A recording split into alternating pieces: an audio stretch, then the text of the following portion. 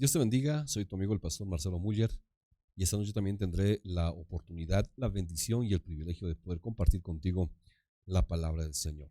Hemos estado hablando estas noches acerca del tabernáculo de Moisés, un lugar que tenía seguramente muchas cualidades, características, tenía también algún tipo de, no solamente información, sino revelación para que ahora nosotros podamos ver con más claridad a la luz del Nuevo Testamento, a la luz de la palabra del Señor, podamos nosotros conocer, saber y ejecutar lo que dice la palabra.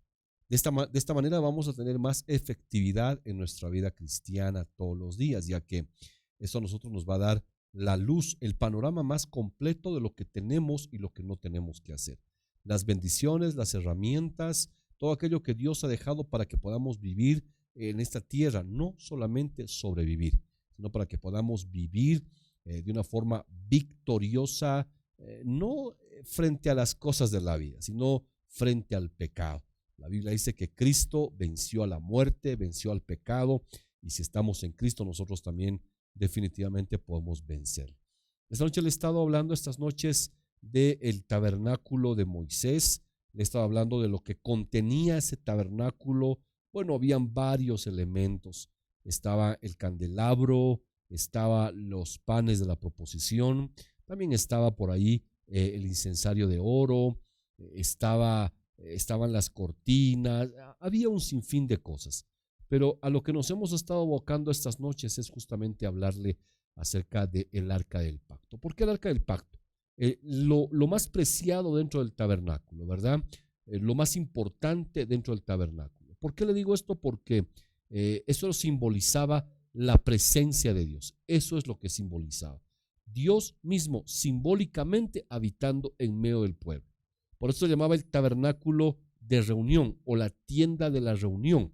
Porque cuando Dios tenía que hablar, Dios tenía que hacer tenía que darle un mensaje, tenía que bendecir al pueblo, etcétera, etcétera. Dios estaba en aquel lugar para poder bendecir al pueblo, para poder llenarlo de su presencia, cosas maravillosas. Había una nube que se dejaba ver, la gloria del Señor, la Shekinah. Era maravilloso, pero todo esto radicaba en el arca del pacto. El Señor Jesucristo es Dios mismo encarnado. Dios se encarnó y vino en forma de Jesucristo. Mire, cuando dice que Dios descendía en la antigüedad a la montaña antes de que haya el tabernáculo de la reunión, dice que la gente quedaba espantada y decía, no queremos nosotros que nos hable Dios porque vamos a morir. Entonces el hombre como que se sentía, aún dice la escritura en el libro del Éxodo, que si alguien se acercaba o una bestia se acercaba a los pies de la montaña donde Dios estaba comunicándose con el pueblo, dice que era muerta la bestia, era muerto aquel que se acercaba.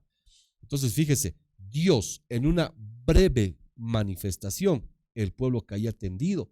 Entonces Dios tuvo que vestirse de humanidad en la forma de Jesucristo su Hijo para venir a esta tierra y no sufrir ese impacto de la santidad, de la potencia del amor de Dios, ¿verdad? En toda su plenitud, y el hombre caiga exterminado delante de él. Entonces Dios tuvo que tomar forma de hombre. Por eso dice la escritura que se despojó a sí mismo, tomando forma de hombre, se humilló y no solamente se hizo hombre, sino dice que se hizo siervo, esclavo de los hombres. Se humilló hasta lo más bajo y por eso la Biblia dice que Dios lo exaltó hasta lo máximo. Entonces, ahí estaba Cristo visible, tangible, audible. Ahí estaba Cristo caminando, Dios encarnado en aquel tiempo.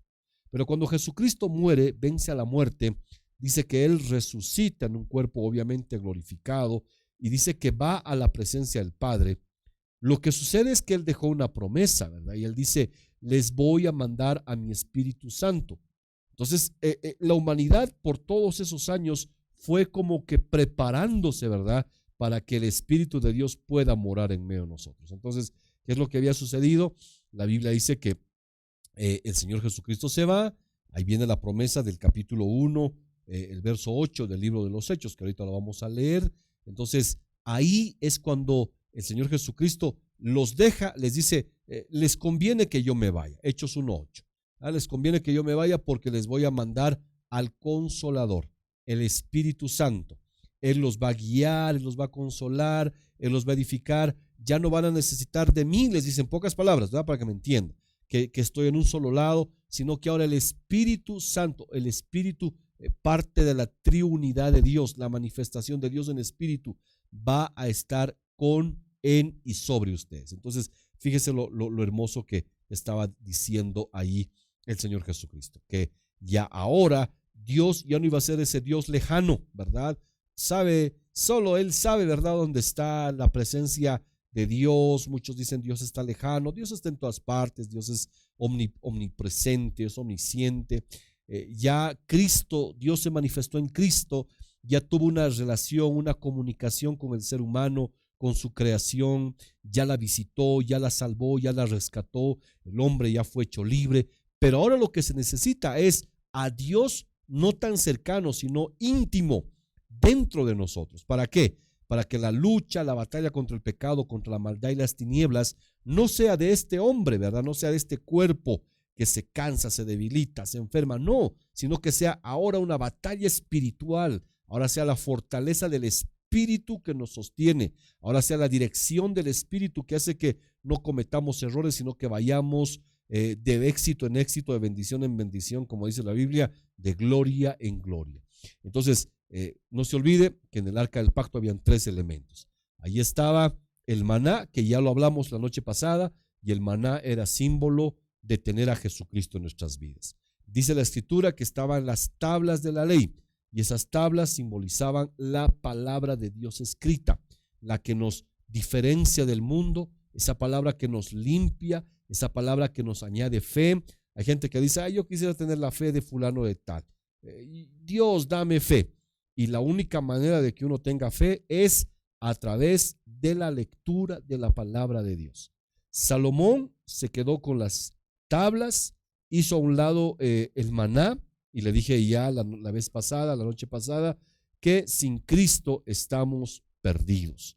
De nada serviría el nombre de una gran religión, de nada serviría el nombre de una gran denominación o una iglesia o la experiencia, los años, las selfies que tengamos con grandes religiosos de por aquí o por allá, gobernantes, millonarios, empresarios.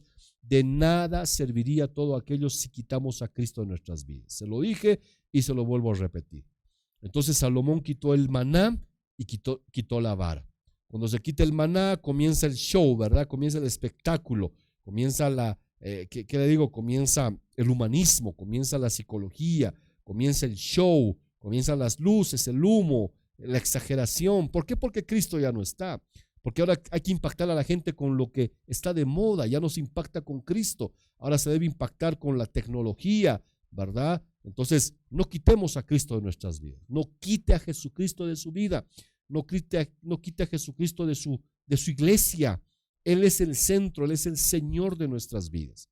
Y número 3, dice que estaba las varas. Aquí en el libro de los Hechos, capítulo 1, el verso 8, se deja ver claramente la Escritura lo que dice.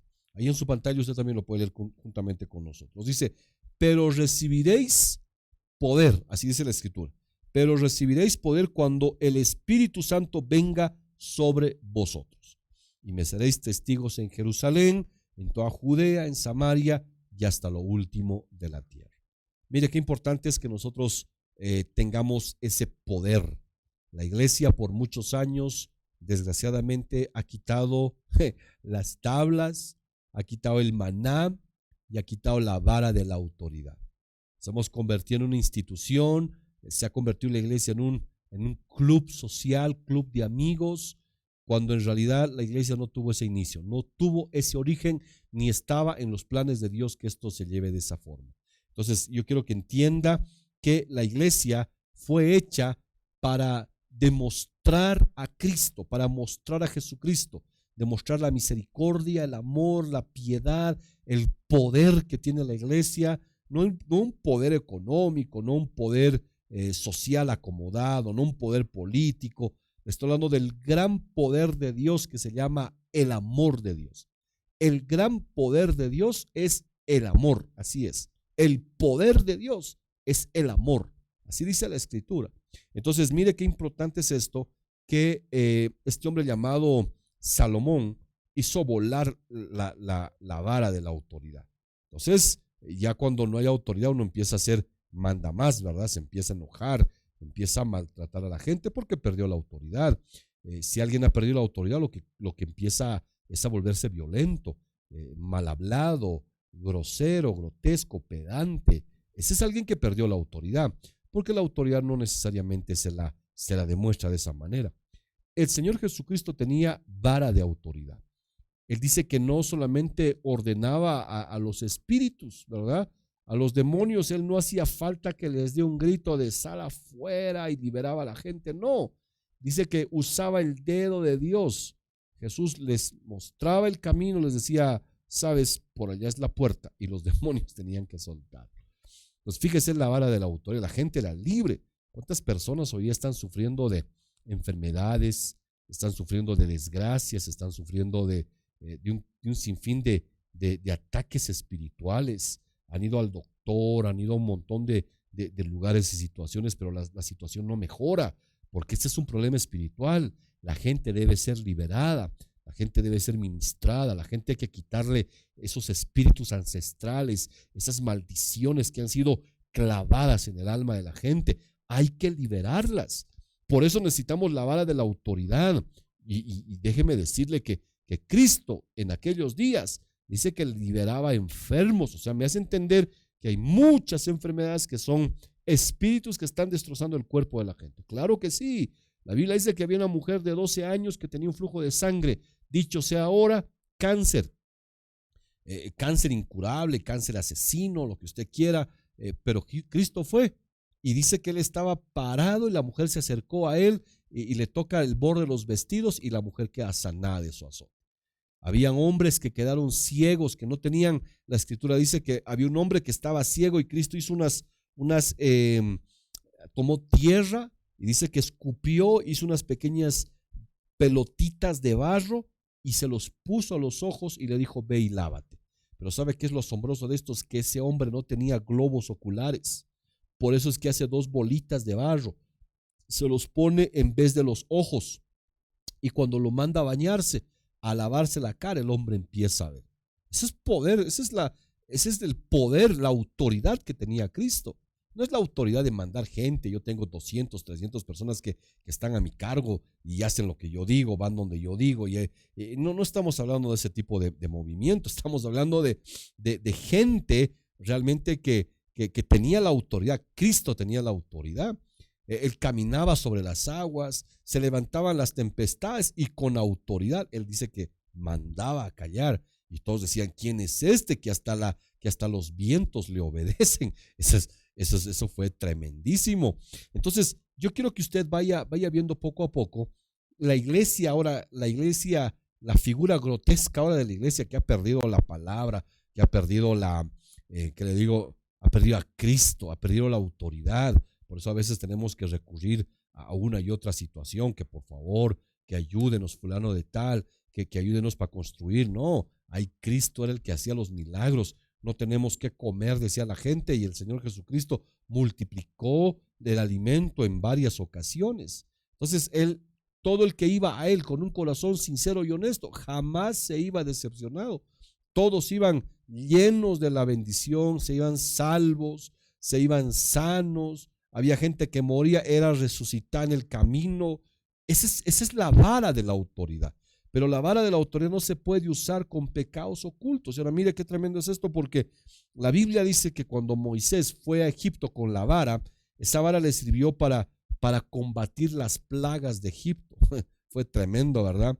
Ahora, un catarro no se puede librar de un catarro. Necesitamos volver a la vara de la autoridad. Necesitamos tener la vara de autoridad. Hay cosas que son como una plaga en la vida de la gente, las desgracias cíclicas que cada vez vienen y afectan la vida de la gente.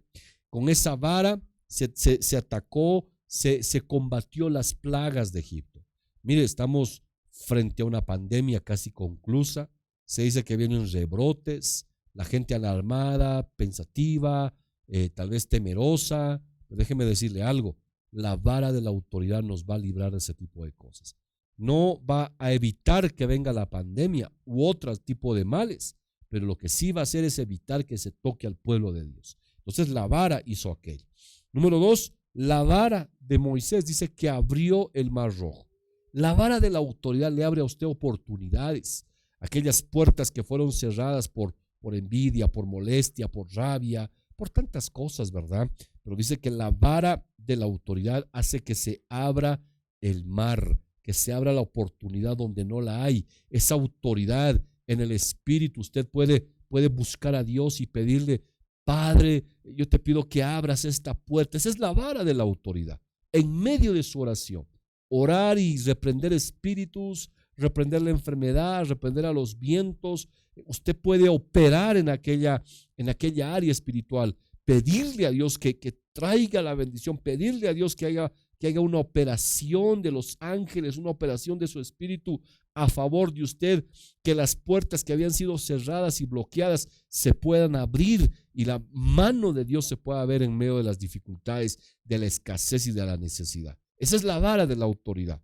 Y también dice la palabra del Señor que con la vara se venció a Amalek. O sea que con la vara se vence pestes, con la vara se vence enfermedades, con la vara de la palabra, la vara de la autoridad. No deje que su alma sea afectada, sino que usted levántese con una palabra de Dios, porque en sí, en la misma palabra de Dios, hay autoridad. La autoridad de la palabra de Dios. No existe otro libro en el mundo con tanta autoridad infalible de la Biblia, la palabra del Señor. Usted tiene que aprender a ejecutar esa palabra, tomar la palabra y tomar la espada, la palabra, la vara de la palabra y ejecutar lo que Dios dice que debe ser. No lo que yo digo, sino lo que Dios dice que debe ser. La palabra, la autoridad de la palabra del Señor. Que cuando haya una dificultad, hay un momento difícil, usted pueda sacar la palabra y usted pueda decir: así dice el Señor, así está escrita la palabra del Señor. Eso es usar la vara. Porque déjeme decirle, mire, cuando Satanás fue a tentar a Jesús, le dijo: está escrito, convierte la piedra en pan, come, está escrito, le dijo también, ¿verdad? Pero al final, cuando ya Satanás no podía con sus argumentos, Satanás le dijo: está escrito, le dijo, ¿verdad? Usó la vara. Mire, qué Satanás más astuto, ¿verdad? Usó la vara de la palabra, la autoridad. Pero no sé si Satanás sabía, pero estaba con la autoridad misma, con la palabra plena, la autoridad, la vara plena que era Cristo. Entonces, él no pudo hacer más. Jesús le dijo: también está escrito. Usó la vara de la autoridad. Deje de usar sus argumentos, deje de usar sus palabras experimentadas y comience a usar la vara de la autoridad de la palabra del Señor. Entonces, mire, con esa vara se combate plagas, con esa vara se abren puertas, se abren oportunidades. Use la vara de la autoridad. Así, acuérdese, en toda la escritura, la gente que dijo: así dice el Señor, fue gente llena de la autoridad del Señor. Fue gente llena de autoridad, abriendo puertas, abriendo camino donde ya no había camino, resucitando a la gente por la autoridad de la palabra de Dios. Y si usted ha vivido en santidad y tiene a Cristo, usted debe empezar a ejercitar la vara de la autoridad en su vida. Llame las cosas que no son como si fuese. Así es nuestro Dios. Si no hay algo, diga: aquí está, porque la palabra y la autoridad dice que así funciona. Debe llenarse de fe. En estos días tan oscuros que se avecinan a la humanidad, usted debe llenarse de fe. Usted tiene que ser esa sal, pero no en el salero. Usted debe salir, usted debe ser esa luz de esperanza para los demás. Y no estar sumido en la depresión y en la opresión, sino que la palabra de Dios debe ser su vara, debe ser su luz, como dice el libro de los Salmos: es lámpara a mis pies y es lumbrera a mi camino, la palabra de Dios. Con esa autoridad usted debe caminar todos los días de su vida. Dice que con la vara se vence a Amalek en el desierto, un pueblo guerrero que salió por la retaguardia a atacar al pueblo de Israel. Pero ahí estaba Josué en la batalla. Pero ¿sabe qué es lo bonito? Que Moisés levantaba la vara y dice que Josué ganaba la batalla. Pero cuando bajaba la vara, dice que Josué perdía la batalla. Entonces usted, como padre de familia, usted como madre de familia, usted como creyente en su casa, sea hijo o sea padre, usted no puede bajar la vara de la autoridad. Todos los días debe levantarse muy temprano para pedirle a Dios con la vara de la autoridad. Dile, Señor, hoy yo me levanto en el nombre de Jesús para que mi familia sea guardada, mi familia sea protegida. Hoy me levanto con la vara de la autoridad para que el mal no toque mi morada, ni desgracia toque mi puerta. Usted tiene que levantarse con la vara de la autoridad todos los días. No baje la guardia, no baje su oración, no baje su ayuno, no baje su lectura de la palabra, porque cuando usted baja, está camino a la derrota. Usted debe mantenerse con las manos arriba. Cuando ya no puede más, pida ayuda, así como lo hizo Moisés, ¿verdad? Dice que levantaba la mano ya y se le caía y se le cansaba. Claro, un señor de más de 100 años, entrando a los 100. Y otra vez tomaba fuerza y levantaba la vara y ganaba. Y bajaba y perdía, ganaba y levantaba. Hasta que vinieron sus amigos Aarón y Hur y levantan sus manos y entonces se ganó la batalla completamente. Si usted no puede, pues pida ayuda, llame a su pastor, llame a su hermano, llame a alguien que es creyente, dígale, ayúdame, apóyame en oración, estoy siendo debilitado, pues vamos a la batalla juntos. Siempre habrá un Aarón, siempre habrá un Hur en gente que sabe que tiene la vara de la autoridad. Dios te dotará de un Aarón, Dios te dará un Hur para que estés levantando la vara de la autoridad. Mire, qué bonito es eso. Por eso el Señor Jesucristo dijo en Hechos capítulo 1, el verso 8, recibirán poder cuando haya venido sobre ustedes el Espíritu Santo. Recibirán poder. Esa es la vara de la autoridad. Dice por eso que vendrá sobre vosotros y me seréis testigos, dice la Biblia, en Jerusalén, en Judea, en Samaria y hasta lo último de la tierra. Así de interesante, de hermosa es la palabra de Dios. Pero lo triste es que en el caso de Salomón, dice la escritura que él se quedó solamente con las piedras, ¿verdad? Se quedó con la letra muerta. Porque si usted lee la Biblia y no tiene a Cristo y no tiene el Espíritu Santo, usted se quedó con la información, usted se quedó con la letra muerta. Usted puede ser teólogo, puede haber leído muchas veces la Biblia, lo que usted quiera, pero lo triste de todo esto es que si no está Cristo y no está el Espíritu Santo, lo que tiene en sus manos es simple y llanamente un libro más de colección. Porque la Biblia tiene una llave. La Biblia tiene una llave para ingresar. La Biblia tiene una llave para accesar a sus secretos y a sus misterios. Esa llave es el Espíritu Santo. Esa llave es Cristo mismo. No nominalmente, sino realmente. Cuando alguien tiene a Jesucristo en su vida y dejó que el Espíritu de Dios venga a morar en uno tiene ahí la llave para accesar a los misterios de la palabra del Señor.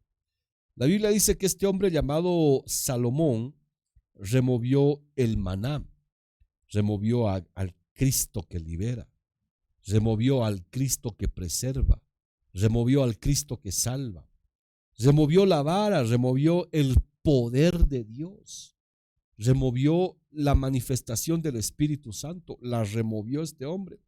Por eso es que cuando una persona remueve a Cristo y remueve el Espíritu de Dios, lo único que le queda es el show, es la fantasía, es la exageración, es la sobredimensión de las cosas, es el hiper, llámese lo que se llame, ¿verdad? Infla la situación, exagera la situación. Y déjeme decirle, mire que cuando Salomón quita el maná y quita la vara, dice la Biblia que Salomón comienza a hacer lo malo delante de los ojos del Señor. ¿Cuánta gente que va a la iglesia hace lo malo? ¿Cuánta gente que se congrega hace lo malo? ¿Cuánta gente que lee la Biblia hace lo malo delante de los ojos del Señor? ¿Y sabe por qué? Por una sencilla razón. Porque quitó a Cristo, porque quitó el Espíritu de Dios. No se puede evidenciar en las personas que no tengan a Cristo. Usted sabe, la gente va a la iglesia, lleva su Biblia, canta coros, escucha el mensaje, da su ofrenda. Podemos pensar que esa persona, por llevar la Biblia, es un arca con las tablas, pero no podemos evidenciar a primera vista que tiene a Cristo y que tiene el man y que tiene la vara de la autoridad, el Espíritu Santo. A no ser que tengamos un tiempo muy largo viviendo con esa persona, sabiendo cómo habla, qué dice, cómo se comporta, cómo reacciona, entonces podremos darnos cuenta que esa persona se mantuvo como el arca, se mantuvo con el maná, se mantuvo con la vara y con las tablas de la ley. Salomón solo tenía las tablas sin la revelación y sin Cristo. Y la Biblia dice que solo tener aquello le causó que su corazón se desviara. Usted sabe que Salomón se unió a la hija del faraón. Salomón llegó a tener 700 esposas reinas. Dice que logró tener 300 esposas, o mejor dicho, mujeres que eran concubinas. En total, Salomón tuvo 1000 mujeres. Y estas 1000 desviaron el corazón de Salomón para que termine adorando a dioses, a ídolos. Y dice la Biblia que Salomón hizo lo malo ante los ojos del Señor porque tuvo mujeres extranjeras. No solo tuvo personas que eran de su linaje, de su sangre, de su nación, de su tribu, sino que tuvo mujeres extranjeras. Y todas ellas le quitaron la relación que tenía que tener. Solamente tener las tablas o la Biblia, lo que hace la gente es volverla religiosa. Y le dije algún momento, el daño más grande no la causa el socialismo ateo, no la causa el feminismo, no lo causa un movimiento cualquiera que sea no lo causa nada. El daño más grande a esta humanidad la causan los religiosos. Acuérdese, los religiosos terminaron matando a Jesucristo. Los religiosos terminaron matando a los profetas. Los religiosos terminaron matando a los apóstoles, los religiosos. Entonces, lo que yo tengo que tener mucho cuidado es tener a Cristo, el maná, a tener la vara, el Espíritu Santo, y a tener las tablas, la palabra viva y eficaz sobre mi vida. Entonces, mire lo importante de todo esto. Dice la Biblia en el libro de 2 Samuel, capítulo 6, el verso 11, una declaración muy bonita. ¿Qué es lo que hace el arca? ¿Qué es lo que debería ser tu vida? Mire, porque a veces estamos pensando, estamos diciendo, a ver, por favor, pastor, usted venga a mí a visitar la casa, bendiga mi hogar, haga una oración en mi casa. Hoy le voy a sacar de unos cuantos pensamientos religiosos y a veces equívocos. Hay gente que dice, bueno, yo quiero llevarme la Biblia, yo me quiero llevar algo que sea simbólico de la iglesia para que esté en mi casa, algo santo, ¿verdad? Cuando yo viajo, voy a dejar mi Biblia abierta en el Salmo 91 para que mi casa esté guardada. Pues no funciona así. Como alguien una vez me dijo, en esta casa yo he sembrado, he puesto en los pilares una Biblia y esta casa nada le va a pasar. Pero ¿para qué enterrar una Biblia? No se trata de eso. La Biblia como tal, como libro, no va a ejercer nada si ese libro no está hecho carne y es vivificado en nosotros. No va a tener la autoridad, sino ese libro está vivo, pero no el libro en sí físico, en lo que está diciéndonos. Cuando usted abre la palabra, sale el espíritu, emerge el espíritu de la palabra y se tiene que encarnizar en nosotros. Ahí tiene autoridad la palabra, ahí tiene revelación, ahí se ejecuta la autoridad de la palabra de Dios. Entonces, mire, hay gente que dice, por favor, visíteme, bendígame. Yo creo que eso no está mal, pero usted también tiene que ser bendición.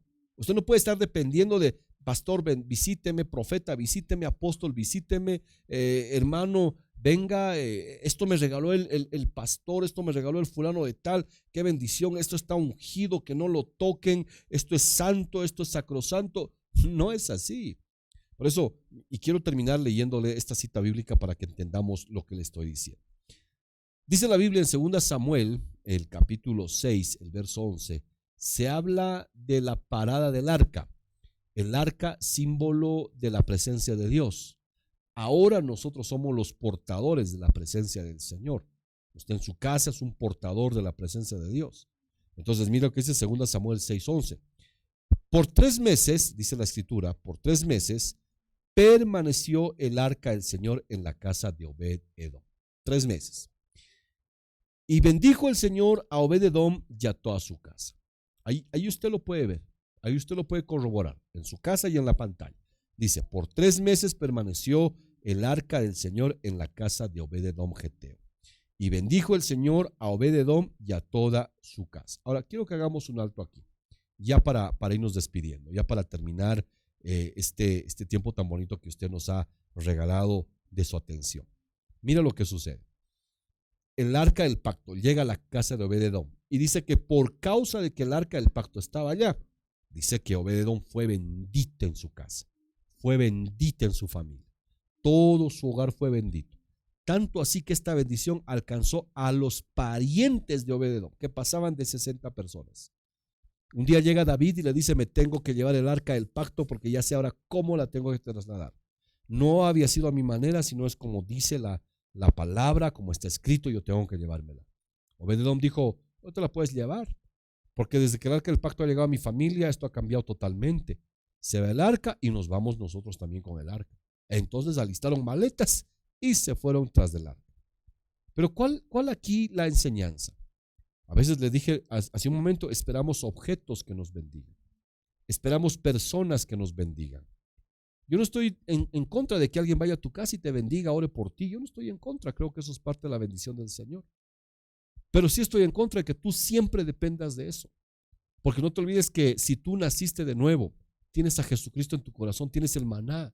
Si tienes una Biblia, la estás leyendo, eso te está apartando del mundo, te está santificando. ¡Qué bueno! Y que si tienes al Espíritu Santo, tú eres un arca, eres un templo del Espíritu Santo.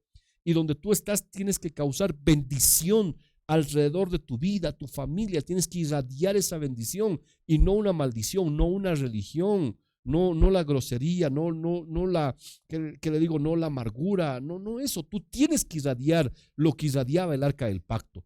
Cuando llevaban el arca del pacto a las batallas había victoria segura. Cuando tú vayas a algún lugar, debe haber victoria segura.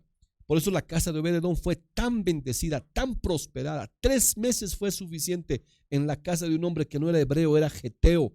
Y ahí Dios bendijo por causa del arca del pacto. Ahora tu vida tiene que ser un arca. Tu vida tiene que ser un lugar que atraiga la bendición de Dios. Como alguien dice, las buenas vibras, ¿verdad? No, sino tu vida tiene que ser algo que atraiga la bendición del Señor, que atraiga el gozo. Que cuando tú estés ahí la gente diga: yo quiero estar con él, porque cuando estamos con ella, con él, hay alegría. No sé, estar en tu casa me trae la paz. Cuando tú vienes a visitarnos, nos pones bien. Ese Obed-edom tienes que convertirte tú, porque tú no necesitas ya un arca, tú eres el arca de Dios. Tú eres el templo del Espíritu Santo. Tienes que empezar a modificar tus pensamientos, a modificar tus sentimientos. Así como dice Romanos, que no nos adaptemos a este siglo, sino que vayamos renovándonos conforme ahora la palabra de Dios. Tienes que irte renovando, tienes que irte modificando y tienes que llegar a entender y saber que tú eres el templo del Espíritu Santo, que Dios mora en ti. Ese hecho te va a hacer que vivas en santidad y vivas en un deseo ferviente de alcanzar las bendiciones de Dios. Soy el pastor Marcelo Müller, quien tuvo el gusto de haber compartido contigo esta serie hablando acerca del arca, hablando acerca del tabernáculo de Moisés, deseoso y seguro de que esta palabra haya golpeado tu corazón, haya restaurado tu alma y de alguna forma haya sanado tu cuerpo. Estaremos esta semana con otros mensajes, llegando hasta tu familia, tu hogar, tu vida, creyendo y pidiéndole a Dios que te bendiga y que tú seas parte de esta bendición. Que donde tú estés te conviertas en el templo del Espíritu Santo, que te apartes del mal y que tu vida se llene de gozo, que te cambien los vestidos de tristeza por unos vestidos de alegría. Te bendigo con todo mi corazón, te envío un abrazo y será con nosotros hasta una próxima oportunidad. Que Dios te bendiga.